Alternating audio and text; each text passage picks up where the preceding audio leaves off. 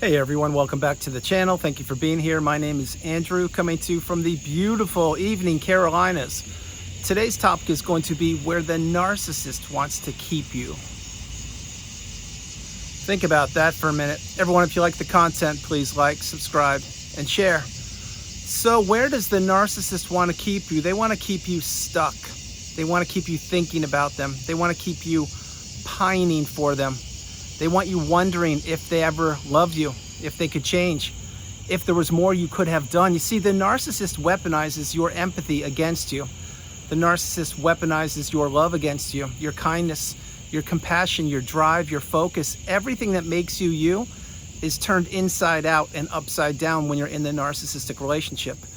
After the love bomb / euphoric stage, you enter what is called the devaluation stage. And this is usually the longest part of the relationship. It's when you're slowly being bled dry, minute by minute, day by day, etc. It's when the narcissist is laying on the gas pedal of abuse more and more. And just when that relationship is about to break, they slow down. They give you a mini love bomb / euphoric stage, a little bit of happiness or fake love or fake kindness, whatever it is. They get you back in line. They reset. You give them another chance, and here we go again. The cycle goes around. Remember, inside of the narcissistic abusive cycle are mini cycles, and inside those mini cycles are micro cycles.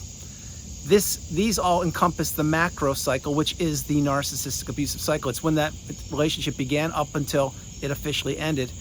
And all throughout that relationship, the narcissist wanted to keep you in the dark. They wanted to keep you in the fog. Think of all of the people that the narcissist surrounded themselves with when you were in that relationship. There would be a new face popping up just about every week or month, and you'd be saying, who is that? I don't even know who that person is. I've never heard about them. And then they would just poo-poo it and say, oh, that's just an old high school friend, or that's an acquaintance from 30 years ago, or that's so-and-so. You remember them. You remember I talked about them in the past. And you didn't remember, and you didn't know who they were. And they were a little too close or a little too chummy with these people. And these people knew something that you didn't know. Now, these people that the narcissist surrounded themselves with when you were in the relationship, the fringe people, if you will, these were the people that were being recycled. They could have been romantic relationships, could have been friendships, it could have been two narcissists just reuniting and seeing where each of them are on the path of life and seeing which one has created more destruction or devastation. But there was always something off when you were in that relationship with these people, and not just with the narcissists, with these fringe people I'm talking about, because you couldn't wrap your head around who they were. And they seemed almost too close to the narcissist. And you would be scratching your head saying, like, you're treating this person actually better than me. What's going on here? You guys have a history? You have a past? And again, the narcissist didn't want to tell the truth. They wanted to keep you in the dark.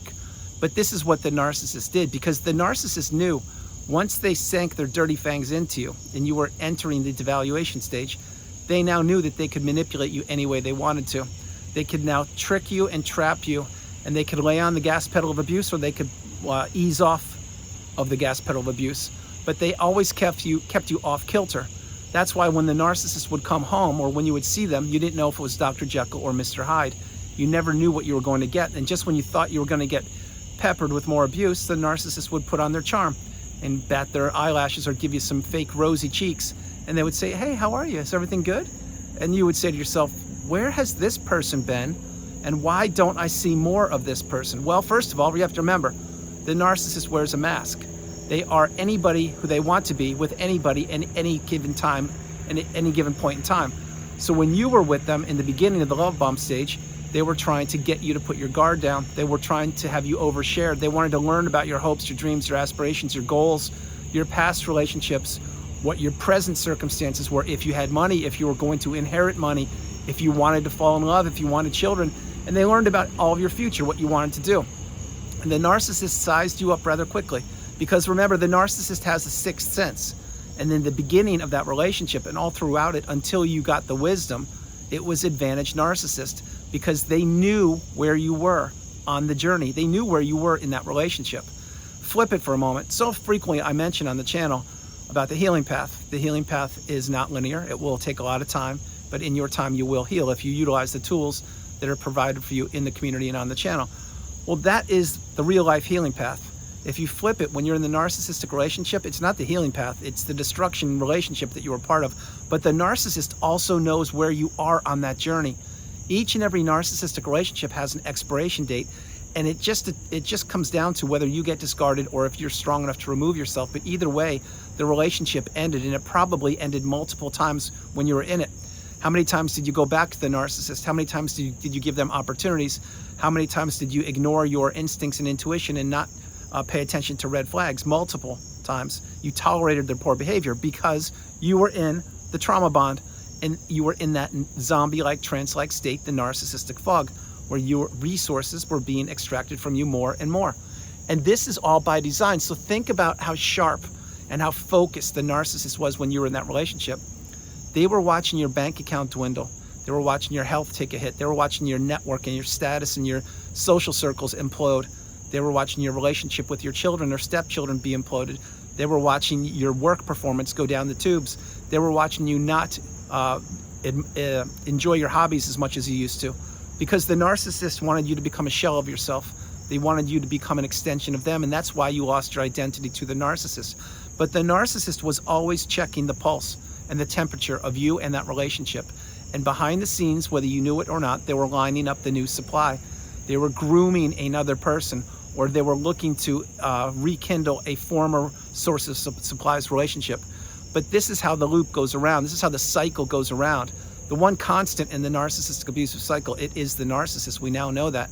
So perhaps today is the day you finally went no contact. Perhaps today is the day you blocked the narcissist. You removed them, deleted them, and all fly monkeys and people associated with them. Maybe today is the day you took back the reins of control. Maybe today is the day you stopped wondering where the narcissist is. Are they here? Are they there? Are they going to pop up with the new supply? Are they doing A, B, and C?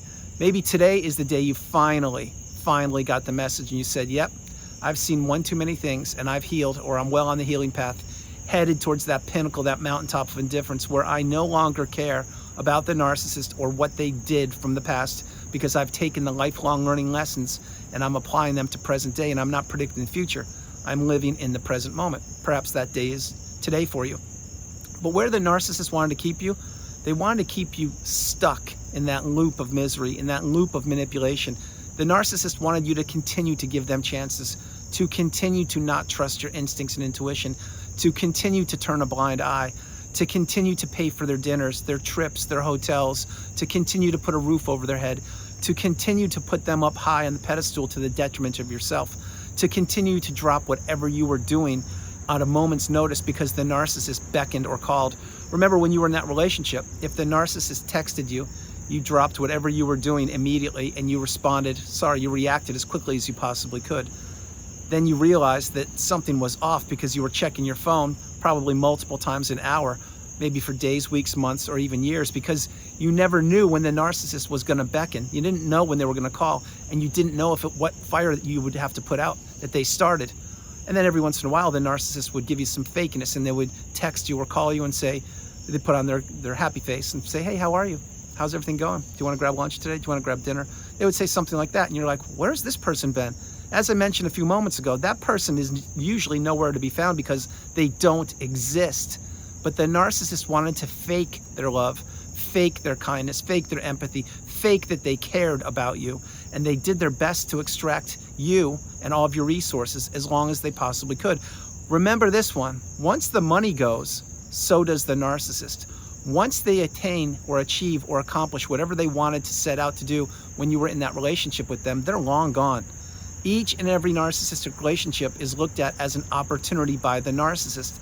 The narcissist has no empathy, no love. They only care about themselves. They don't care about anybody else. And when they have their eyes locked in on a target, it is for a reason. It is for resources or money or what you provided for them or how to catapult them to the next level of life. And as soon as they get what they want, they act like they don't even know you. They will crumble you up like a sheet of paper and throw you away in the freeway. Now, again, I'm not trying to trigger you or upset you. If you've been discarded, you know what I'm talking about. It's the most challenging thing you've ever gone through, let alone being in the toxic narcissistic relationship. However, if you still had to end it yourself and you weren't discarded, it was equally as challenging. These relationships, by design, they're meant to inflict damage upon the person who is not the narcissist. And that is why the narcissist sized you up. That is why they wanted to keep you stuck thinking about them. That is why the narcissist at times hoovers. You may say, well, the narcissist never hoovered me. Well, first of all, count your lucky stars. Second of all, you should be going no contact and blocking them and really having a small footprint. Third of all, if you did receive a Hoover, don't accept it. But fourth of all, if you did receive a Hoover and you accepted it, you now know that it only got worse. The narcissist promised you A, B, and C through Z, and what did they deliver? Absolutely nothing. They take the best of you and they give you nothing. They promise you everything and they deliver nothing. How many times did you make plans with the narcissist when you were in that relationship and they were broken, or the plans were blown up? Example, a vacation. Think of any vacation you went on with the narcissist. Did it go swimmingly? I'm sure it didn't. If one thing went sideways, example, on the flight to wherever your destination was, if the narcissist wasn't in first class and getting all the attention, well, that whole trip would be ruined. Or let's say that they didn't even care about first class. Well, if they didn't get a certain seat, or if they didn't get 3 ice cubes in their drink when there should be 2, or vice versa, they would complain. The narcissist usually has the loudest voice in the room or in the arena. Not always, but usually, because they need attention and they need supply and they need to blow up people's experiences. Think about the dining room when you're grabbing dinner with the narcissist, or when you were. Well, what was the narcissist doing? Most likely they were triangulating you with the waitstaff, but you probably didn't even know it back then. Or they were on their smartphone, totally ignoring you, oblivious to you. And they wanted to keep you stewing and keep you sitting at that dinner table longer and longer and longer, as they knew they were extracting supply from you. The narcissist needs supply. It's either negative or positive. And my take, and I will always believe this, and I stand by it, is the narcissist prefers negative supply, which means if they can steal your beautiful, bright, shining light and they can capture it for a period of time, which was the length of the relationship, then they essentially switch places with you. They put you in that deep end, the darkness, the cesspool of misery where they exist, that low vibrational quagmire state. That's where you were existing when you were in the narcissistic fog and in the relationship. And they stole your beautiful, bright, shining light. They stole your energy. They stole your hopes, your dreams, your money, your time, your relationships, your hobbies, everything. And this, again, is what catapults the narcissist. The narcissist is a parasite, and they need a host. That is a graphic detail, but it's completely true. And at one point, you were the host. You were kind, loving, giving to a fault, maybe even a people pleaser. You didn't have boundaries. You couldn't say no, the strongest word in the English language. And remember, when you say no to something or someone, you are saying yes to yourself. But you were believing in the narcissist. You were believing in the mask. You were believing that their actions would match their words. And the narcissist kept stringing you along longer and longer and longer. And then the narcissist would be future faking with you, saying, yes, we can do this. Just give me a couple more months. Just give me a year. We can do that. We can buy the beach house. We'll have kids. We'll move. We can do whatever we want in a couple of years, but not just now. Why would they do that? I'll tell you why they future fake or promise you something down the line and never deliver it. The reason why is because it keeps you thinking that things will change. It gives you something to look forward to, of which will never come to fruition. It keeps you believing that they are going to keep their word. But the thing is, back then you believed in the mask. You believed in the narcissist. You didn't know that they were a narcissist. And the narcissist never gave you that 2-page report. They never, when you first met them, they didn't walk up to you and say, here is the 2-page report. This is what I'm going to do to you. This is what I've done to so many people before you, and it's what I will do after I discard you. Because the narcissist, they played on your heartstrings. They probably played on your heartstrings longer than you even knew. That is why when the relationship ends, it usually ends with a thud, a crash, a bang. And you were the person who was reeling. The narcissist just slithered away onto the new supply, and you believed they were living their best life. Well, let me put a little fat nugget of wisdom here. The narcissist is not living their best life. They've never been living their best life. The narcissist had the best thing ever when they found you and when they were in the relationship with you, because you are who you are, a beautiful, bright, shining light. But the narcissist will never find anybody with the level of kindness, love, empathy, attention, and energy that you have. And the narcissist always overplays their hand. So now with the new supply, whoever they are, usually the new supply, well, they can be anybody, but at times the narcissist latches onto a new supply. What you can't even believe that the narcissist did what they did. They went that low, but that's what they do. To the narcissist, human beings are just opportunities. It's not about you as a human, it's about what you provide. So if you're paying attention to the narcissist and you are somebody who doesn't have the most things going for you, the narcissist will still take that. It's better than them sitting in a room all by themselves and commiserating with all the ghosts and the demons that are rolling around in their tiny little pea brain. The narcissist only cares about attention, adoration, and about feeling better than other people. And so where the narcissists want to keep you, they want to keep you trapped. They wanted to keep you on that shelf. They want to take you down and use you like a Barbie doll or a Ken doll whenever they wanted to. And I'm not referring to a romantic interest exclusively. This could be a mom and dad, aunt, uncle, friend, colleague, coworker, your neighbor, a business associate. It could be anybody.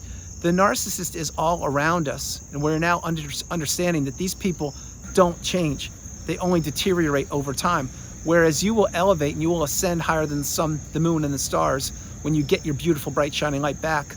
The narcissist will still stay low in that vibrational quagmire state where they exist and where they need company. They need misery loves company, and that's what the narcissist wants.